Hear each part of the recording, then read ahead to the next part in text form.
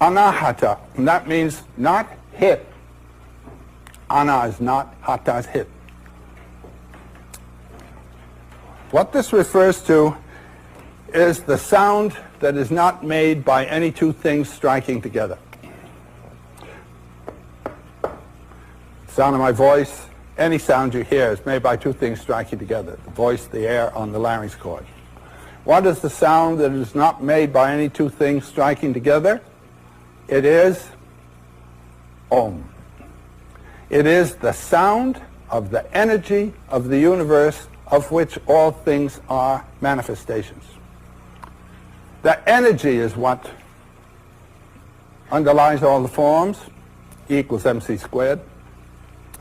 And the sound of that energy is said to be Om.